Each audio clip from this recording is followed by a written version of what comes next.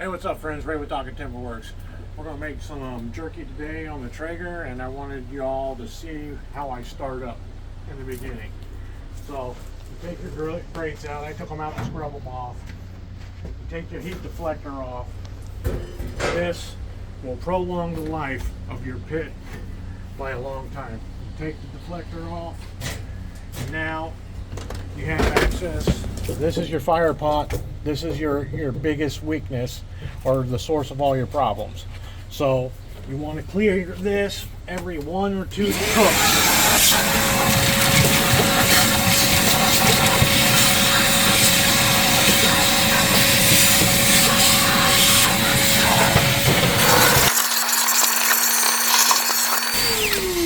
Okay. So you do not want any, we call them clinkers, to build up in here. Clinkers are when the ash mixes with moisture and it forms rock. And you don't want to leave stuff down in there because it'll rot out your fire pot. And that's where these things usually go south. That or you jam up your auger. So once that's done, I like to go ahead, prime auger. Okay? And so what that's going to do is it's going to start pushing pellets out into the fire pot. This is especially critical in the winter time when these things have a hard time starting up in the cold when it's below freezing. So we let it do its thing, and it gives a nice little smoky burst.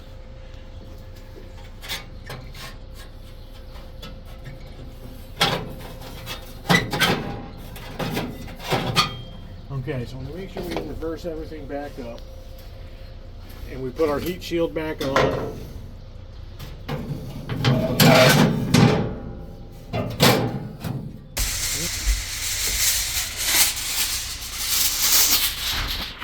This Reynolds heavy duty that I get at Costco.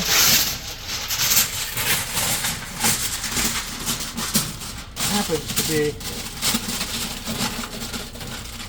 the perfect size for the heat deflection.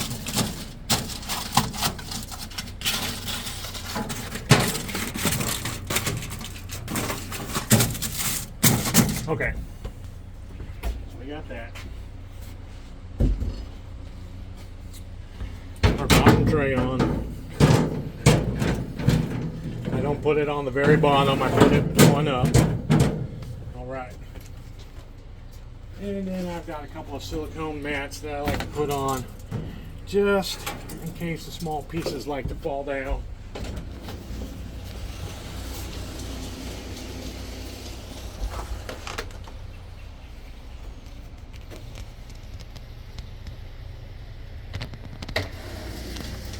Okay, priming's complete, so the fire pot's full of pellets and it's going to smoke good when we get fired up. I have learned that I do not start this thing until I get my meat on, because hanging out with this lid open and trying to put meat on while it's trying to heat up is just a recipe for disaster, especially in the wintertime when it struggles.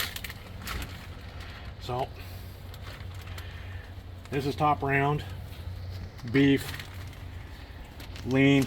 I trimmed it up, took all the silver skin off, marinated it overnight, did kind of like a dry brine with 1 teaspoon of pink curing salt, and then probably 2 tablespoons of kosher salt, 1 tablespoon of granulated garlic, and 3 tablespoons of black pepper. I like black pepper. And it seems like a lot of salt, but it's probably 5 pounds of meat plus a 1.5 cups or so of hatch green chilies. So, and it's kind of a, like I said, kind of a dry brine curing process. I didn't make it moist and soggy.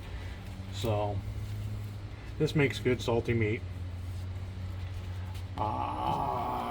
It will typically last a few weeks if it ever lasts that long. Jerky never lasts that long when I'm around, but the addition of green chilies, it will spoil faster. It's only good for a week or two. The green chilies will begin to mold and spoil before the meat does. So it's something you want to hurry up and do or eat. But what I'll do is I'll portion this out into 5 days and add a couple of string cheeses, different flavors, jalapeno cheddar, you know, Gouda. I think Meyer, where we live, has the combo pack that's got pepper jack and habanero cheddar. So you want to make sure you get it separated and laid out flat. This looks like it was a good sized roast, and we will probably have to go up to the second layer.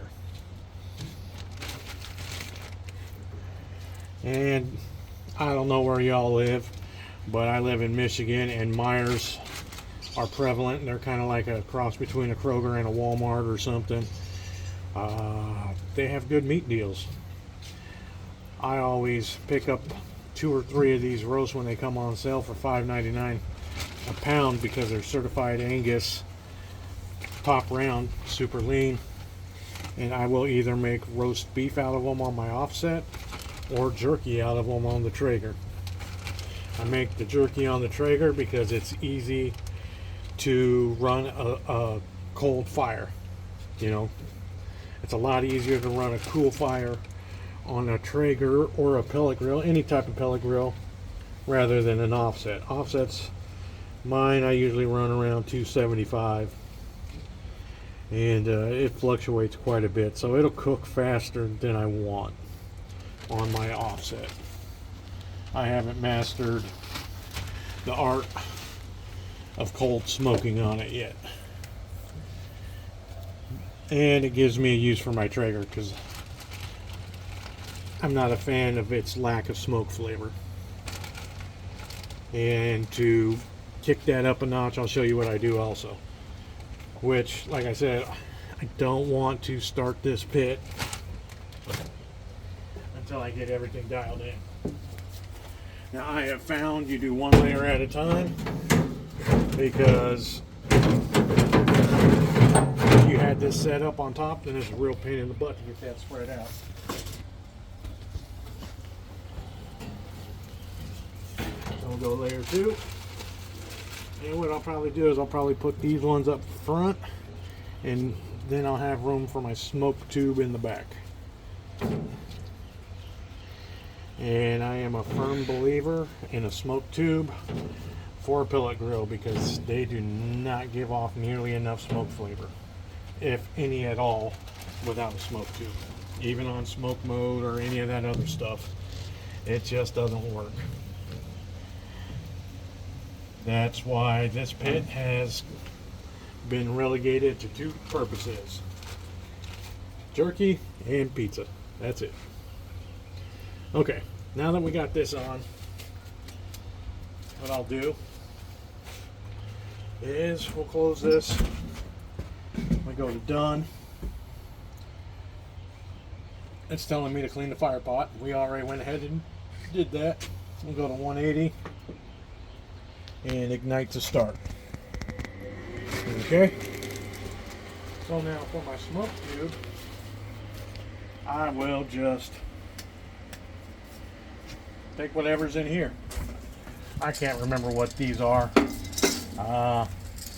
Pellets don't matter. They don't add really any flavor. It's to me, it's a marketing scam and gimmick. They are pretty much just for heat. You do get a little bit of flavor when you smolder them in a smoke tube, but still it's not that great. Normally what I do is I mix it with wood chips, which I think I'll do because I want a smoky. I found my bucket, so what I like to do is usually a 50-50 mix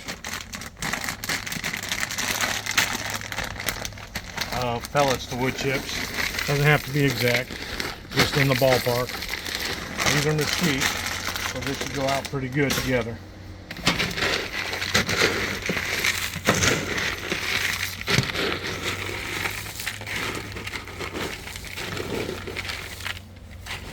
Now, so the reason why we do this is the chips have the flavor. The pellets have the heat, and or not the heat, but the longevity of the burn. If it was just a smoke tube of wood chips, they would be done and gone in what, 20 minutes at most. But when you go 50-50, you can get a good 3 hours of smoke out of them, out of the tube combined, and good flavor. So that's the route I like to go.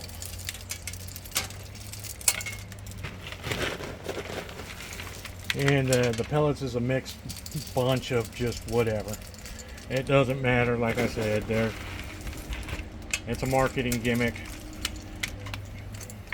I found out the hard way, but I did find out. I didn't continue to live delusionally and ignoring the matter of the fact that they suck.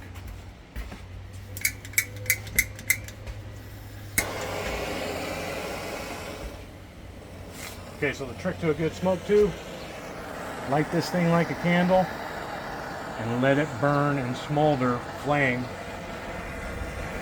for a good 5-10 minutes. That way you have good embers and coals set up.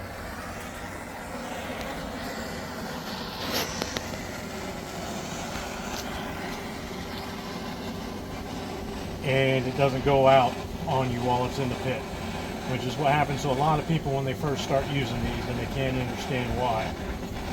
You need a good, strong, like any other time you smoke, you need a good set of coals, a good foundation, and then you'll be problem free. You can't just like this, blow that out, and stick it in there and think you're going to be all good to go. So a lot of times I like to rotate it to the side, make sure everything's good. See, the flames already blew out, but I'm holding it into the wind. But see, that's mostly just wood chips right there. That's not what I want in there yet as good, as a good set yet. I want the pellets to ignite and stay ignite.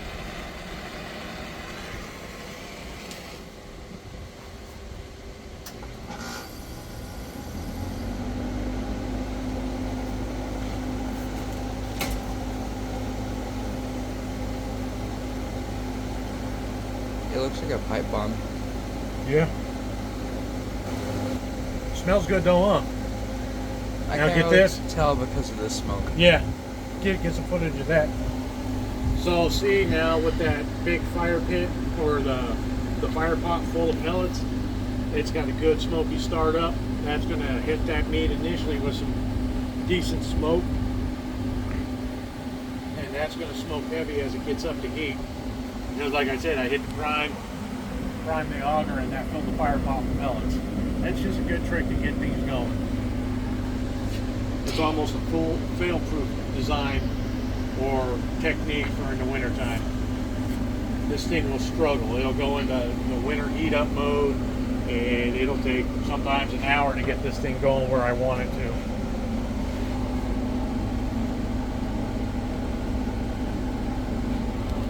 Now I also don't like putting this in there until this thing gets up to temperature, so it doesn't mess with the thermal probe inside.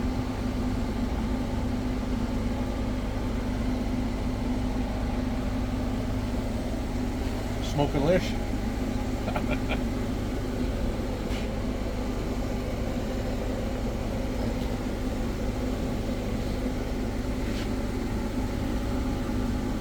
See, it's mesquite. Everybody says though that's the worst stuff to use. I don't know. I love mesquite. I love mesquite smoked turkey. I love mesquite smoked chicken. It just smells like smoke to me. Yeah, for most people it does. My mom don't like it. My mom's not a fan. She likes the milder stuff. When I do real stuff on the offset, she prefers the cherry and the apple. Maple too. Maple's milder than oak. I mean, it's better than cigarette smoke, but I still don't like it that much. Yeah. Raiders filming again. Say hi, boy. Hello. Alright friends, if you're sticking around, go ahead and give me a like, and please especially subscribe. I won't be hammering you guys for the subscribe very much longer, but we're trying to get the channel monetized so we can put back into the channel. We're just shy of 300 subscribers right now, and once you hit 1,000, the channel will be monetized. Well, close to it. I've got enough watch time to hit the other half of the monetization equation. Watch hours. I accidentally ended the video for a sec. Well, then start it up again. I did. Okay. Well, I don't know where we ended off at, but if y'all could and you enjoy the video, please give us a like, subscribe, leave a couple of comments down there what you think, what your thought is on pellet smokers and their smoke flavor. I could be wrong. I rarely am. But even my wife, who's super smoke sensitive, can't taste any smoke from a pellet grill without the use of a smoke tube, and even then it's nowhere near that of Weber kettles with hardwood, or especially my offset that's just pure wood. So let me know what you guys think about that, if you've experienced this yourself, or if you I don't want to say if you know the difference, but a lot of people cook a specific type of barbecue that's usually marinades, injections, rubs, flavored spritzes, barbecue sauce, all this stuff that takes away from the flavor of the meat and smoke, and you can't taste the smoke anyways. I do more of a Texas barbecue that's meat, salt, and pepper and smoke, and you really taste the difference. But there we go. Get the word out. Traeger Timberline makes good barbecue. Jerky and all kinds of stuff. So, all right, friends, I think we're ready to put this on there. So we just pull that out, and I like to add an additional piece of silicone right here, so it makes kind of like a barrier. And then a lot of times what I'll do also, it's not needed. I didn't need it the last time, but that's kind of a barrier for the meat down below, for the ashes not to drip on it. So, you know, this is a convection chamber. This is a barrel, and it's got a fan. So we'll lit that up. That'll circulate. I know it doesn't make sense, you know, to put it on the top shelf, but the fan blows air up, down, and around, and it circulates in here.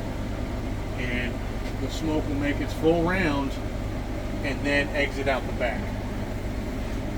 So, and then we will also hit it onto super smoke mode, which what that does is it pulsates the fan.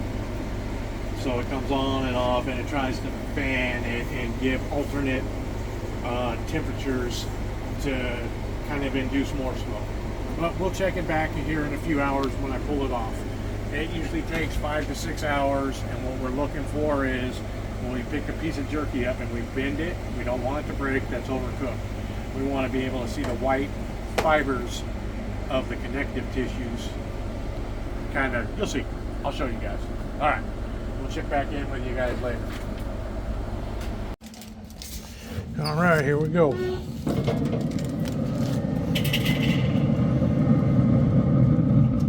So you can see the smoke tubes burn down, and then that's that white connective tissue that I'm talking about.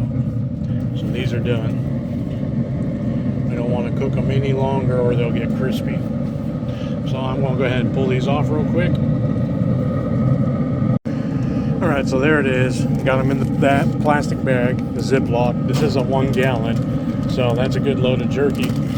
You know, like I said, this is probably at least 5, 6, 7 days worth, you know, of a good sized bag that would normally be $8, $9 each in the grocery store or the convenience mart.